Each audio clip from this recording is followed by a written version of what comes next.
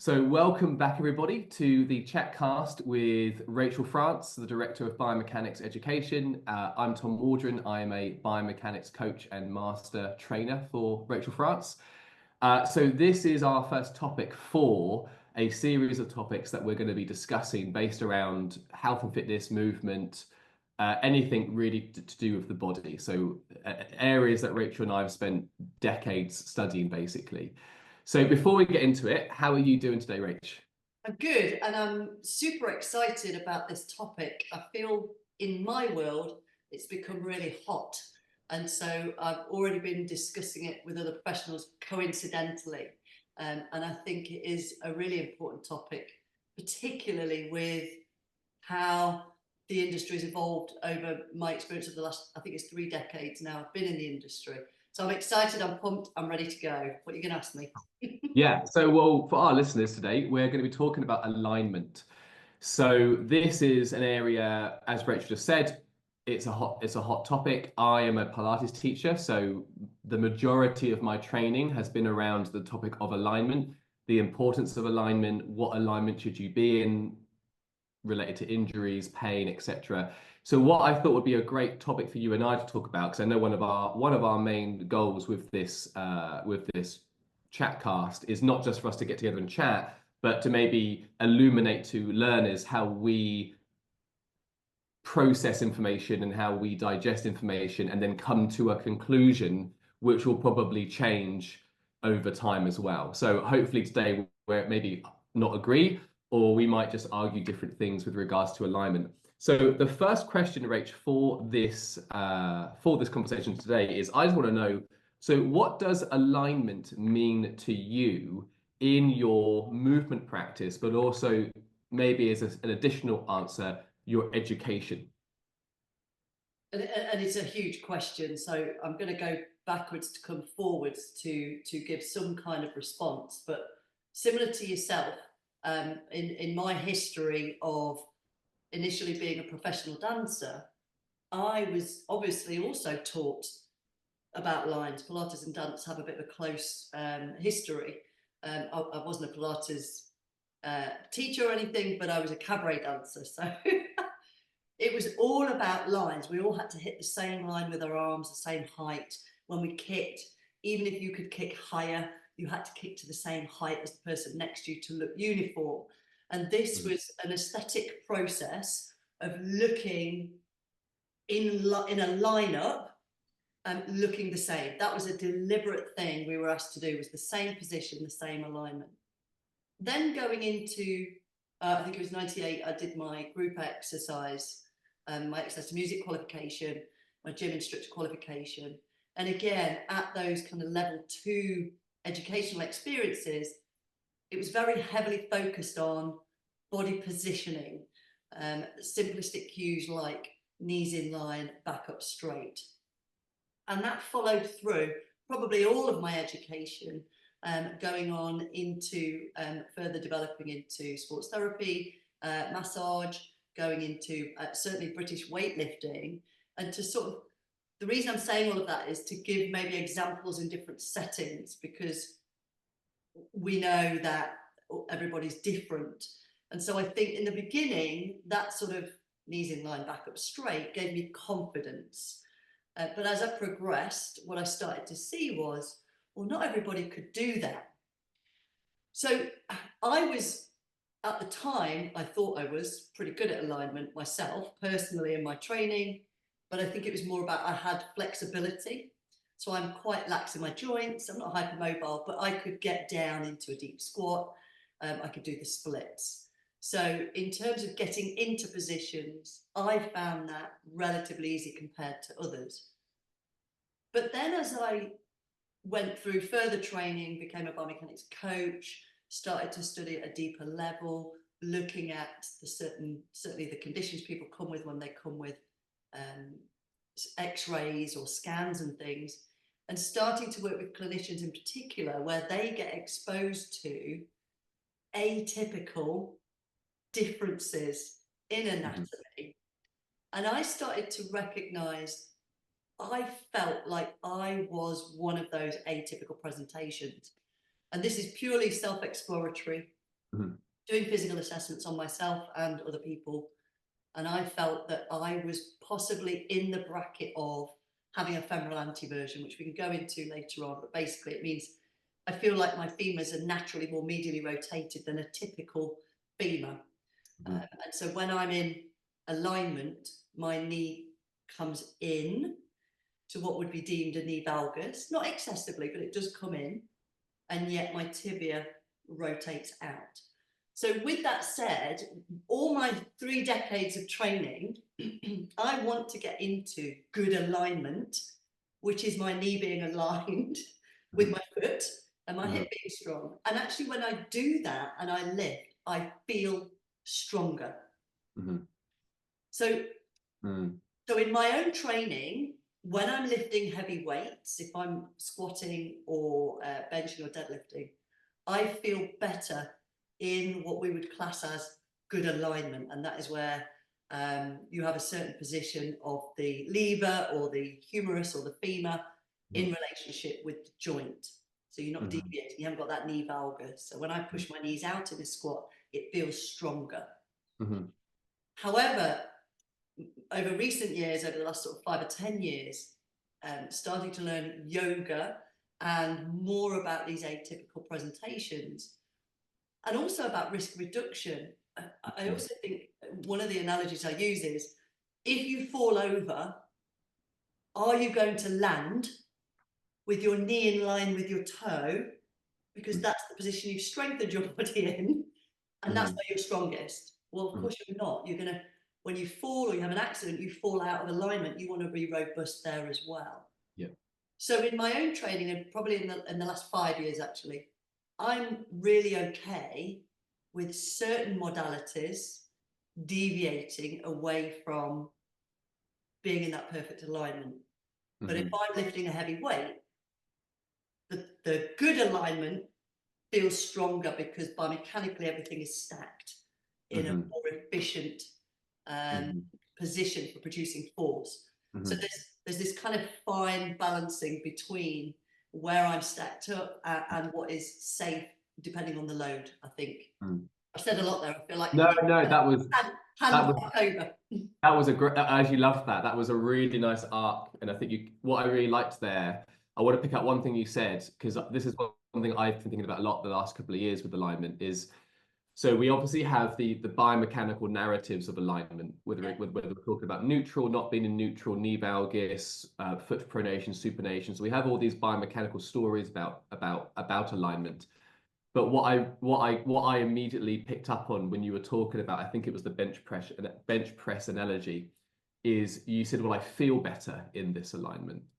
And I find that really interesting because I'm going to deviate, but then come back into the topic. So we talk about pain science, and I couldn't tell you what the definition of pain word by word is off the top of my head, but I know that in that definition, there is the term sensory and emotional. So pain is typically an unpleasant sensory and emotional experience. And so one of the arguments there is, well, why even talk about alignment of biomechanics? Because that's all about physics and whatever, like levers, moment arms, and there's nothing to do with sensory or emotional aspects there. And that's never really made sense to me, because I've never met a client who, if I don't put them in a position, there isn't some sensory feedback that they're getting with either their own body or the apparatus they're using, whether it's a bench press or if it's a reformer in a Pilates class. So I think, I know we have to break things down for the sake of education. We have to compartmentalize things, and then hopefully at the end we bring them back together, because I think there is a relevance there when it comes to someone's movement experience, whether that is just a rehab experience or a performance sport experience, or if it's more about just what you enjoy, what literal position you enjoy adopting. I think you were saying that you actually, in that particular scenario, prefer the probably the classic, maybe more neutral position in that exercise. Does that make sense? Is that correct? If it's loaded, excuse me, more so, and I think there could be a risk of me just experiencing it for longer, because that's what I've been doing with my body for so long. So my body is more familiar with that. So proprioceptively, it feels stronger because that's what I've always done. That's how I've trained it and stimulated it, which is why this sort of shift between lifting heavy weights and then doing yoga on my joints and almost flowing through movements, they're almost like a total kind of paradox to each other. So I feel like I'm getting both. So the strength training, perfect alignment, I say perfect alignment, strong lined up joints, because I'm producing force to lift a heavy weight. And if you imagine, one great example is an overhead squat. If that bar isn't directly over your midfoot, you're gonna fall. It's a risk. Take that into a yoga position where you're balancing on one leg and you're holding it and you're going to transition. You're not going to stay in perfect alignment. The body is going to move over the joint's natural congruence. And so you can have some deviation, not just balance, but just certainly through the joint relationship. So the two surfaces coming together. But it's a challenge when we're passing it on in education. But I feel like I've got these two paradigms. Yeah. Well, you know what? There's so many things I want to pick up there, but I feel like what you just said would be a perfect segue into my next question. I do want to hear your answer. I want to give some answers too, but I just want to see where, because I feel like you're in quite a lucid state at the moment. So I think this will be really good. So if you were to argue for alignment, so the importance of it, what reasons, if you have any, where alignment training or considerations to alignment would be prudent for yourself or for a client? Yeah, I think we've also got to consider the amount of deviation from good alignment. So minimal amount is less risk than a big amount. We've also got to take into account load. How much load is on that joint in the position it's in, whether it's in alignment or out of alignment. Out of alignment, a heavy load is going to be a higher risk. Just based on gravity and force, that's kind of makes sense. We've also got to consider movement, so force production. And so are your muscles, nerves, connective tissue better tuned to propel you forwards? And this is, again, as a runner, if you filmed my running technique, aesthetically, it might not look great. I think running is a really great example, Tom, of a sport that really exposes your qualities or your body's strategies, isn't it? Strategies for movement, because it's just you can't really think too much about running. Running's, certainly not the distance running I do anyway. It's a mental sport for me. It's my meditation. When I run, I don't think about it, and I wonder if you filmed me whether you would start to see that knee valgus, that medial femur posture, the abducted forefoot, the kind of flick out maybe of a foot. It would all become, I would imagine, exposed in running. But that's quite a different activity to lifting a weight overhead. So in terms of answering your question, you've got to quantify it in terms of the relationship with what movement, what's the goal, who's the client, and also any medical conditions that might be present. So you've mentioned symptoms. So symptoms may alter the way I would coach somebody. I don't want them to do something that's too uncomfortable, at least, depending on the medical condition, with poking the bear in mind as well. But it's reducing the risk of the force versus the movement and the force production. Would help me decide. It's probably load, speed, what I know about them. I would obviously assess somebody, so I would get a feel, certainly over time, for their joint dynamics sort of in movement, when we do things like the Downing sign test, where we feel that rotation in the hip, or we watch them hopping and jumping. So I would use a battery of tests. I would take the sport, or the load and the movement that they're doing. That would be the equation. I think I generally steer people towards good alignment, but I wouldn't say you need to be with your knee by your second toe. Or else. I think, and actually I encourage, certainly my yoga class, I encourage knee over toes. Take it there. When you come downstairs, your knees going over your toes anyway. It's giving real life examples. So did I answer your question? You did, yeah. If you don't mind, I'm going to piggyback off something you said. because one thing which I think you said really clearly is alignment. Basically, good alignment's contextual, isn't it? It's contextual to the person's medical profile, their goals, where they're at in their fitness journey, their self-efficacy, what they perceive is healthy for them. I think all of those things are really relevant. So I have like a bit of this is like a work in progress at the moment that I'm doing my own practice, because I'm trying to find, like, I guess, memes, like little quick ways to understand things, and I can say them to clients. So one thing that, which I know you know and our listeners will know, is this concept of directional preference. So if someone feels, let's say, back pain when they bend their spine forward, maybe for a short period of time you don't really focus on bending the spine forward or to a certain range, and you might do other directions like extension, rotation, that sort of thing. So there's this sense of alignment training with regards to, well, what alignments feel good in the moment. And that can be really important when it comes to symptom modification. Then there's also, these are the ones that I'm kind of working on at the moment. So then there's anatomical preference. So for example, and I do this all the time because, like you, I don't pretend to know what someone's anatomy is, but we are made of anatomy. And so on a level, how our body is shaped is going to inform the shapes that we can make in space.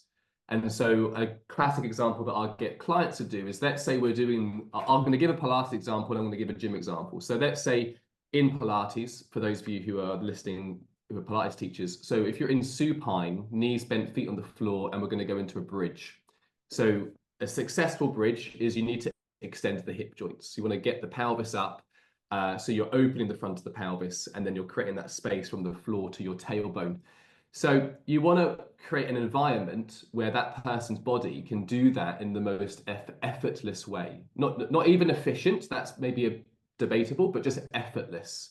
So how do you do that? Well, if you typically, it's been my experience, if I've got like a big pillow under someone's head, so their head is more forward, and I'm trying to get their pelvis up, anatomically or biomechanically, there's a little bit of an argument going on there, because the forward head tends to reduce the ability for the pelvis to go up. Now, we can definitely get it up. It's just going to be lots of force, and it might just be an uncomfortable experience. Where I know if I just either drop the head support, so the head's flatter on the floor, maybe just give them a little bit of a sense of where they could place their head on the floor, they can typically raise their pelvis much more smoothly up into the ceiling. So that's a way of working with alignment to making movement feel more effortless. And then finally, my other one is training preference. So for example, let's say you're doing a squat, and obviously classical, I guess, idea of alignment would be knees over toes. Don't let your knees go over your toes. But then the idea is, well, what if you wanted to target the gluteus maximus more in a squat, for whatever reason, based on someone's training goals? Well, there's actually some research to show that if you promote knee valgus, that's going to reduce the moment arm of the adductor magnus, and it increases the moment arm of the gluteus maximus, increasing its activation. So then something that can be perceived as incorrect form can be used as correct form to achieve a specific training goal. So I think it's kind of how I've been thinking about it, with considerations to medical issues, profile. It's also like, what are these three preferences that we're trying to work with? So I know that with my clients, I'm unsatisfied if I keep them always in their movement preference or directional preference, because they're in their comfort zone. There's a place for that, but then we want to give them different alignments to expose their body. Like you were saying with the example of falling over, it's unlikely you're going to have your knees in line with your toes all the time. Let's say if you fall over and it's an uncontrolled situation. So then it's trying to expose the body to variability. And we know that tissues like connective tissue love variability. It's really good for the production of collagen. Then it's their anatomical preference. So, and again, that's very subjective, but this idea of, is their overall body position right now, is that supporting or going against the movement outcome? So a gym example would be shoulder press. So I know for myself, if I keep my head forward the whole time and I do a shoulder press, I'm going to be much more in the sagittal plane with my shoulder flexion than if my head is more over my spine. I can much more comfortably push over my head. So I'm not saying that there's not a context for not having the head forward, but when it comes to the outcome, is there a way where you can coach a client to find out, well, where's your quote unquote optimal position for your head, neck, and shoulders? So you can pick that bar up and effortlessly press it over your head. And then the final one being, well, what's the goal in the first place? So that then that might line up with classic alignment protocol, or with making sure that we're using common sense, we're not loading the body too quickly.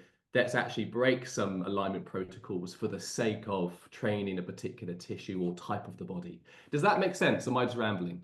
No, 100%, and you put it much more eloquently than I do. But as you were talking then, I was thinking of examples when I cue alignment, and in particular in a class. I teach more group X than one-to-one. And I was just thinking about my yoga group, which is quite large, considering the type of class. I might have 25 people. And if I give you the example of a lunge, and we do a variety of lunges, but take a basic lunge, back leg more straight, front leg bent, in this particular example. And if I say to everybody, high lunge, they know the kind of posture it's going to be, the one as described. Generally, it's with the arms overhead, but there's variations on that. And what I've started to do is encourage them to explore their lunge. So in terms of if we take that lunge and we bring them with the hands down, and I say to them, rather than just holding it, explore what it feels like to move side to side, see how that feels. That's one way that I encourage them to go out of alignment when they feel safe, because their hands are down, they're in control of it. I'm not telling them what to do, I'm just inviting them to try it, see how that feels, explore tensions. One of the things that I might cue is if I see somebody when they're upright who's struggling to balance, but their feet are on almost a tightrope, biomechanically, having a wider foot position is obviously going to balance them more. And I'll literally explain it in that way. If you step your feet wider, you'll have more base, a wider base, you'll be more balanced. And when they do that, they look stronger. So it's just examples of where I cue alignment, take your feet wider, or I cue them out of it to enjoy it when they're in a postural position that I know is safe for them to do that. And I always encourage them to do it in other, throughout. If there's a point you get to where we pause in a position, explore it. Go up and down a little bit, see if you can go a little bit deeper, see how it feels if you lift your arms higher. So I'm enjoying that side of yoga. I don't think they liked it at the beginning because they wanted to be put into position, and actually some of them commented on it. Right. When you said that, Rachel, is that you doing the course and they asked you to do that, or is this you working with clients? It's the new group. So I'd got my class, and the participants were I could hear comments about, well, Wendy always puts us into alignment. She's really good at teaching proper alignment. And I actually thought, well, I need to go to Wendy's class. Wendy sounds amazing. But I thought, well, I'm not trying to be somebody else. I'm wanting to teach in a way that is appropriate to my ethos, my understanding of movement. Not condemning Wendy at all. I have done a class and it's fantastic. And her alignment cues are probably in alignment with what I might say. She does it more heavily than I do. But then another yoga teacher, my yoga tutor, so Jane Nichols, talks about leaving newbies to yoga alone for 8 weeks. Just show them the position and let them do ugly yoga. Yeah. And let them learn over time, because if you start correcting them when they're fresh, and this is my other point that I wanted to come to, Tom, is new movers, if we're very strict and stringent about posture, it's going to put them off. Yeah. If they don't move well and they're trying to get into a position they can't achieve. Yeah. So almost within safe parameters, just let them have a bit of freedom, and then gradually bring, as the weights go up or the moves get more challenging, then you can start to coach more alignment. I think it comes too hard too early for new movers who are very nervous, and it can actually give them limiting beliefs. I think you talked about the emotional connection as well. Yeah, I think definitely with the emotional psychological thing. I even think from a body schema point of view, and for anyone here who doesn't know what body schema is, body schema is essentially the neurological representation of your physical body. So body schema is, hopefully it's clear. So you've got clarity neurologically about like your lower back or your hip joint or your shoulder. So how do we know that? If someone has good coordination, adequate flexibility, that sort of thing, they probably have good body schema. And people that have like back pain, even for a short period of time, there's been studies to show that body schema can be affected in the part of the brain that represents the lower back. So it's a very dynamic area. And just with what you were talking about, Rachel, there with letting newbies explore different alignments, ways to get out of a yoga posture or ways to move through a yoga sequence. I would imagine that that would probably be brilliant for the articular nerves in the joints, sending that feedback to the brain of like, here's all the different ways that this joint can move. Because as you and I know, some people get stuck in very rigid patterns. I think one of the main benefits of exercise is stepping outside of your patterns and just doing something a bit different. But then, as you say, then when you may get a bit stricter later on with a particular way of doing a movement because of the loading or just for the pure sake of aesthetics, because I think aesthetics is important sometimes. I think it's okay to have an aesthetic predisposition. If you like the way something looks, doesn't mean we're going to look that way, but I don't think we have to demonize aesthetics and think it's all just completely wrong. Because otherwise you wouldn't have art, would you? So, or dance. So I think like it's just interesting because that's the first time I've heard that. Normally I've been taught, and I've always subscribed to this, is maybe in the early stages you give people lots of movement guidelines and then later on you take them away. But it's funny, I'm realizing this as I'm talking because I've noticed that that's always been a Kubler-Ross moment when and it actually makes more sense actually to modify the environment so that you can give them options safely. And then if you start to give them essentially less options, but they know that that's just a focus rather than a paradigm shift per se. So I just find that's I like that way of working actually. So have you learnt that through your yoga training? Has that been something that's been that's new thing or sorry, like yeah, that's Jane Nichols in particular, and it was because I was having this challenge with this group about wanting alignment and how do I cue it when it doesn't make sense to keep putting positions. They're all completely different. And she suggested just let them do what they want for 8 weeks. Obviously, keep your eye on them, you can coach them. But I think it can be different in a group dynamic to one, and I believe you still do both as well. Yes, yeah. Group is obviously more of a challenge to be bespoke, whereas if you're one-to-one, you might be able to bring things in sooner or explain why you're letting them kind of just go where they want to in a certain position. But it was an epiphany for me as well. I had a moment of, well, that absolutely makes sense. So I went back to my group, and some of these guys have done yoga for 40 years. So I felt I felt a little bit imposter syndrome that this lady was raving about this instructor who does alignment, but this lady comes back every week to my class.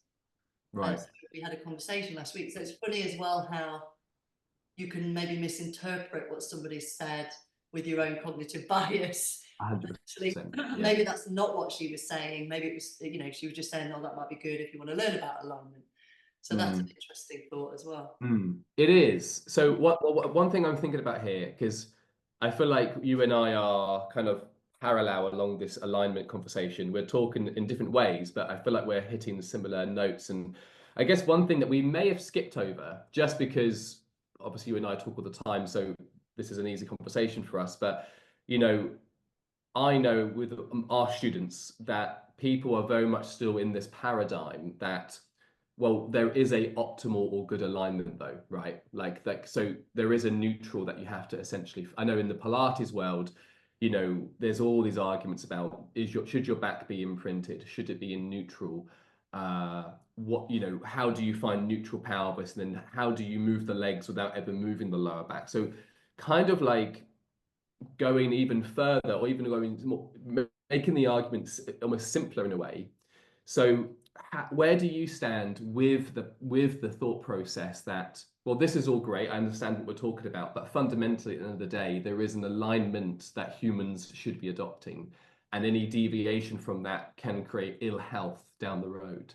So do you have any thoughts with that? Like if I was to make that argument, Yes. how might you approach that with me? Yes, and there are two thoughts that come to mind. One is in our education, so remind me, and I'll come back to that in a moment. But the other one is I feel that every individual has an optimal alignment to produce force. Mm-hmm. But my optimal alignment for me to produce force and your optimal alignment may look different from the outside. Mm-hmm. I think that takes into account these atypical presentations of structural differences that we can't change, that that's what you're born with. You have a longer femur, so your concertina more in a squat. You have a shorter femur, so your tibia is more perpendicular. It's going to change how you look in a squat. The femoral anteversion or retroversion, coxa valvulare, those kind of atypical variations will still have, that individual will still have a certain posture that allows them to optimally produce force with what they have going on. Yeah. Can we change that with strength training? Yes, I think we can to some degree. You can't change the joint positions in terms of, the joint shape. Yeah. But you can change the relationship with the soft tissue, the connective tissue, and the way that interacts with the levers and the pulleys and the hinges. So the way it produces. So that's one example. So I do believe everyone has their own individual optimal alignment. But what is that? We don't know. That's case by case. The other example was, and this is on our course when we talk about... Can I pause you just for a second? Please hold on to that thought, Rach. I just wanted to, hopefully I'm not interrupting That's all.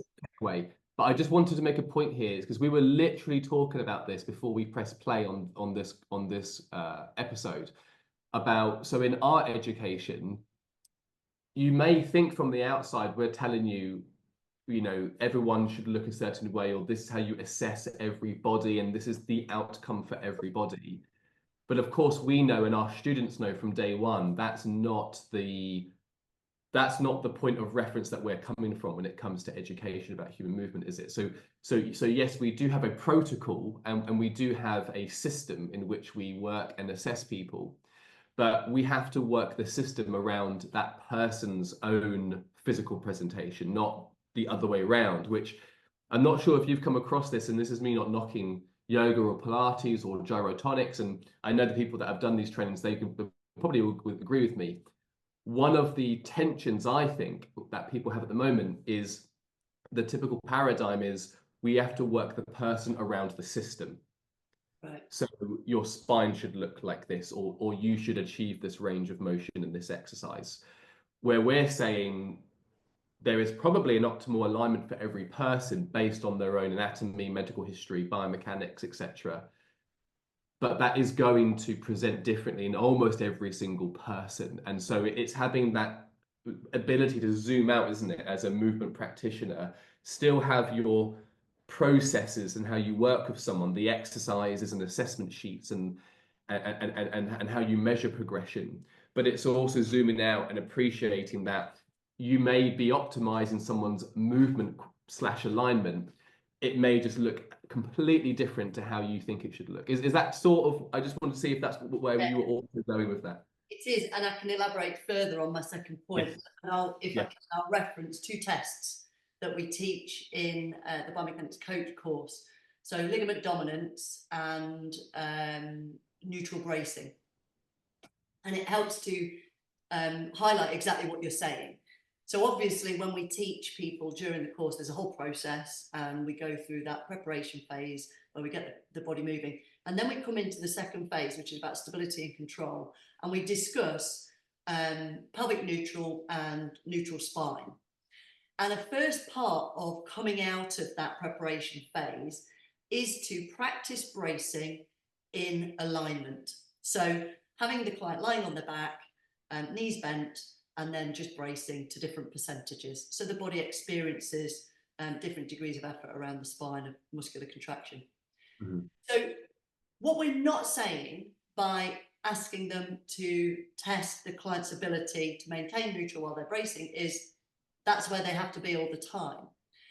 It's simply that if they can't do it here, if they're coming out of the preparation phase, we may need to reprogram the brain's awareness of where the body is in space. That's one thing. We're retraining a reflex to a static posture. So it makes sense to go in whatever alignment feels like about neutral, because that's a pretty hard measure anyway. So when we're talking about it there, it's just a benchmark. It's just a start point of a process of putting back a natural reflex that may have been lost through muscles adapting, nerves getting stiff, joints being stiff from muscles pulling more on one side or another. But as we progress them through, while we're still coaching that, we don't necessarily expect that as a constant. It's purely whilst we're benchmarking and training somebody, that if they can do it here where they're stacked well, they're more likely to be safe when they deviate from that. We can start training them outside of that. So that's one point. And then the knee valgus in ligament dominance, when we look at that, the drop box test I know has been condemned when we talk about it as a risk for ACL ruptures. And that we talk about that on the course. So when you drop off a box, as you drop and land, as the foot comes into contact with the floor, if the knee flicks inwards or medially rotates at the point of landing, they might be at risk of an ACL rupture. So we do some strength training for the abductors and external rotators. Now, what we're not saying is that knee valgus in itself is a bad thing. We're just saying this is a benchmark. Let's see what happens to this client when they do this. Or maybe they could, there's no contraindication if so screened to do just some abduction work. Could we reduce the risk of the ACL taking all that force by doing some strength exercises?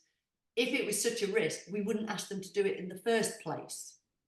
So I think the way people interpret the way we teach is sometimes very literal, and it's literal. They're just benchmarks. The real tests come, or the real results and knowledge, and I'm teaching this more now, Tom, is the first screen tells you nothing. So when I first screen somebody, it literally tells me nothing. It just tells me where I'm starting. It's actually the third, fourth, fifth, 10th screen. I'm starting to really understand this body, the way they move, and what we might be able to achieve in terms of movement quality and freedom and their confidence in movement.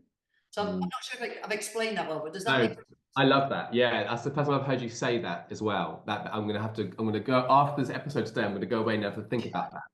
That's I think I don't want to deviate from alignment because this is a really great topic, but I just think that's a great way of, I think, as a serious professional. What I mean by that is someone who's spent a big chunk of their life working with people and being self-critical and analyzing and self-reflecting. I think it's, when we then come up with things like, what's the point of assessing, like, what's the specificity and reliability of these assessments, but what I like about that is it always comes back to the person, doesn't it? So we're using a protocol to work with someone's profile, but for that to really have any meaning, that has to be over a period of time, because we want to see what the body does over that time frame, especially if we're, like you say, giving that person some feedback later, not the feedback of, well, if you go into knee valgus, you're going to, that's the ACL tear waiting to happen. We know that's not the case, but what information can we glean from that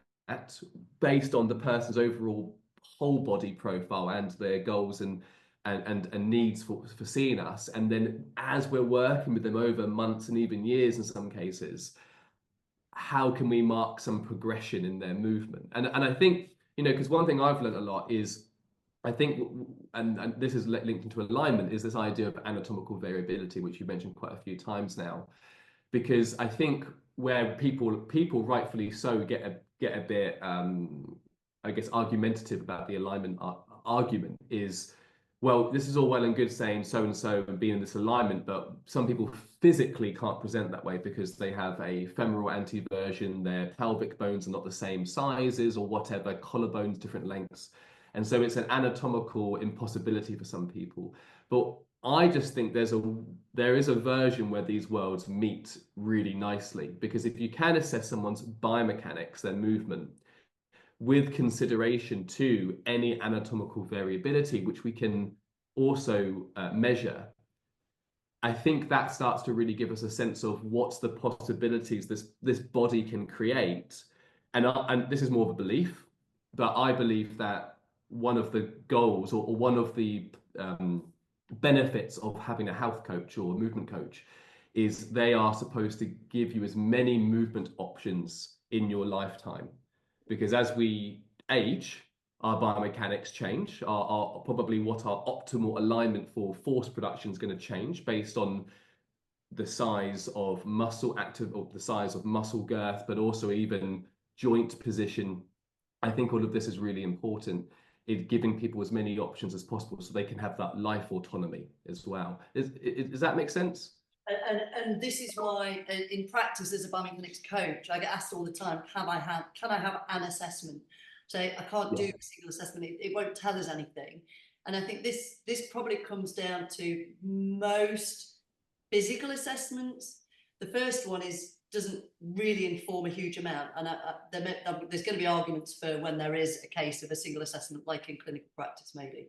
Mm-hmm. But in terms of movement quality, personal trainers, biomechanics coaches, strength coaches, that first assessment literally is just right, this is where we're starting. What's the goal? Well, I want to lift heavier, run faster. I've got an achy back. Can you find out why? No, by the way. But what we'll do is let's keep measuring you and correlate that to how you move and feel. And the measurements will guide us on suggestions of, okay, maybe we get this part moving a bit better. You haven't got quite the range that I might expect on one side to the other. And so it's only over time. It's like, I mean, I don't want it to sound throwaway, like it's trial and error, but basically it is. You don't know what's going on until you apply an intervention. I don't know if you've ever heard of Occam's razor. You've mentioned it, but can you say it again? Yeah, Occam's razor, OCCAM-S. So Occam's right, Mr. Occam, Professor Occam or Dr. Occam, I'm not sure. Talks about using what's the exact definition is the smallest or least intrusive idea first. So the safest low level, so very simplistic. And I've compared this to biomechanics coaching and also GP practice. So if you've got an achy back, you go see a GP, they should suggest go and walk more. It's the simplest solution first. If you go back because you're still mardy, you're still hurting, they might give you some pain medication. If you keep going back, the intervention will become more aggressive. Yeah. In terms of biomechanics coaching, to the complete contrast, as you come back, if that didn't work, okay, let's do something different. And so you come back, I assess you, nothing's changed, I feel the same, let's do something else. Oh, this is moving well, but this is still needing more freedom. So let's try something new.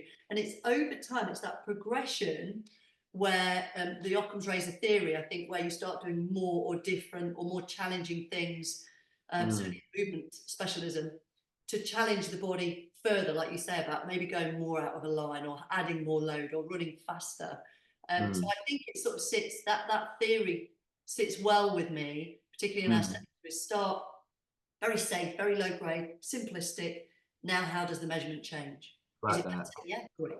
It's measurable too, isn't it? You can reflect on what you did every single session and what the changes or lack of changes were, which I think is really important. I know that we're out of time, Rachel. We've got about 10 minutes left, but I wanted to round out a few things if that's okay. So, well, one thing is, like, I know we're talking a lot about alignment and we're talking about essentially, I believe we're talking about the nuances of alignment. So I don't think at any point you and I have said today, you've got to be in this alignment for this particular goal or for this prevention of risk of pain or injury. I don't think we really come from that place. I have in the past come from that place, but then that's the beauty of education.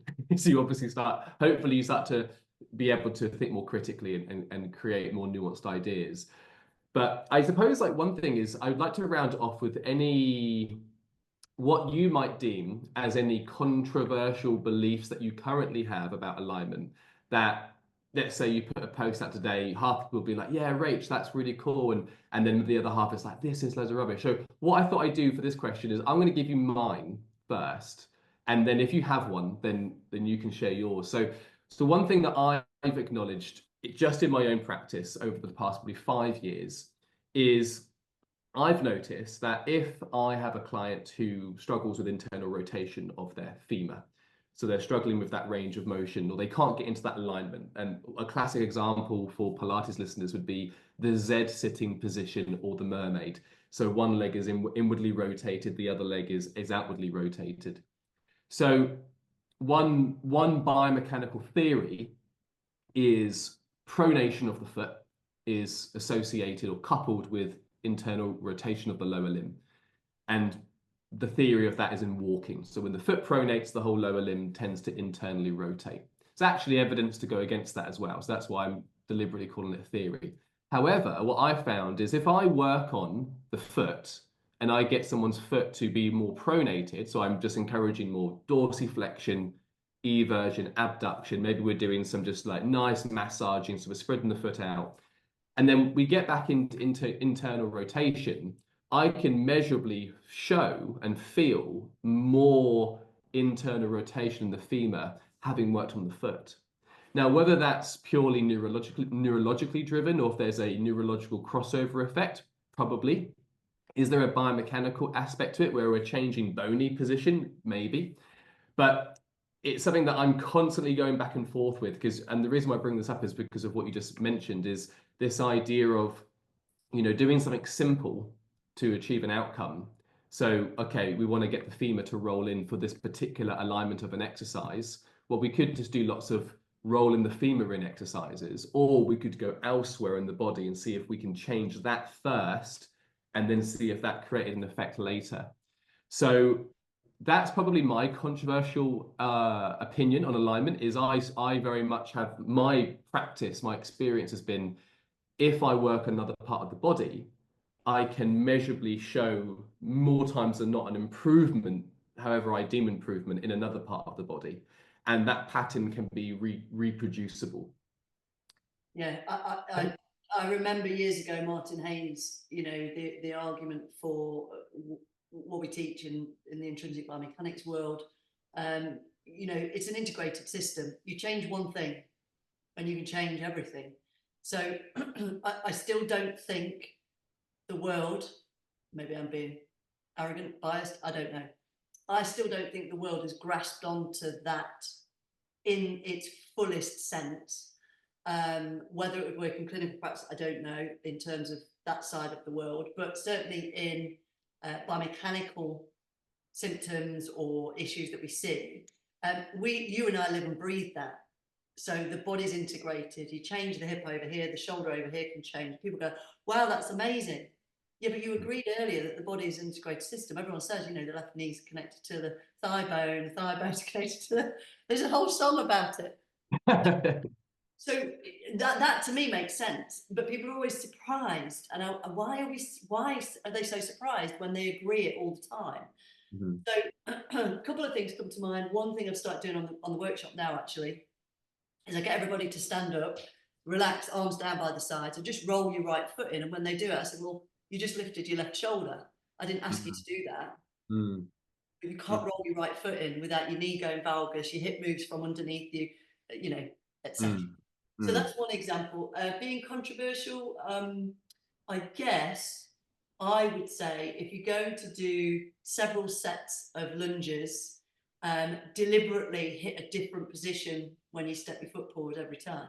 Do your 5 sets, 3 sets, whatever it is, in different positions, like just deviate from it and go out of alignment a little bit, maybe, and see what it feels like. Do it safely without load first. But actually, why do you do 3 sets in the same position constantly? You're only going to be strong there. Move and change position every set, I think. Is that controversial? I don't know if it is. I think in some circles it did. It probably I'm sure it will be. Some circles. It's funny that what you just saying that it reminded me of some really good movement advice I was given once, which was do it wrong. Yeah. And that was all it was. I was like, just do it. I was like, I like that. Just do the teaser wrong, or do the shoulder press wrong within reason. And it's just like, oh yeah, like there's something to be said about just I suppose wrong is being a bit facetious, but essentially it's do it different. Essentially, isn't it? Do it in a Or do different it wrong and you'll find out how you want to do it. way. Nice error amplification, I think they call that. Yeah, cool, Oh, great. It's been fascinating. I know. Do this again. I'm Yeah. looking to the next one already. I feel like we could just do a part two of this. Yeah, I've got all these no. notes that I wanted to mention, but I think well, what we do, I think we can have a chat about if we want to do a part two, or if we just do a different topic and maybe we come back to alignment at another time. That could be really interesting. We might have changed our mind. You never know. We might come back with a different opinion on it. Yeah, yeah. But well, I wanted to say thank you again for taking the time for this episode today, Rach. I love doing this. I really look forward to having these chats with you. Obviously, we talk professionally all the time and as friends, but it's nice to share some of these conversations with people. So if they don't have that professional relationship with someone, they can at least feel like they're part of this, and that can stimulate some good conversations. Before we go, Rach, I'm sure wherever this episode's up, there are some links, but where can people find you if they want to follow your movement journey and your education? Yeah, well, I think if they're watching this video, you're probably on the Biomechanics Education YouTube channel. So I'm going to put some links into Tom's platforms as well. But you can make comments in here about these conversations. So certainly do that. We'll get those come through. Maybe some ideas about future topics. But you can find me on Instagram at biomechanics_education. I'm on TikTok, but I can't remember. I think I'm biomechanics education on there in my muscle outfit. I haven't really got around used to TikTok yet. And I'm on Facebook as well. I'm Biomechanics Education, or Rachel Francis Thomson as well. Cool. Great, Rach. Thank you. And I'm Tom Waldron. You can find me on Instagram, tomwaldron.move, Facebook, tomwaldron-move, and my website, and that will be on here as well. But yeah, as Rachel said, please feel free, guys, to comment on anything we've said, whether you agree, disagree. If you have something to add to what we've been saying, if you have any suggestions, that would be amazing as well. And we will be uploading another episode soon. So until then, we will see you guys later. Have a great day, everybody. See you soon.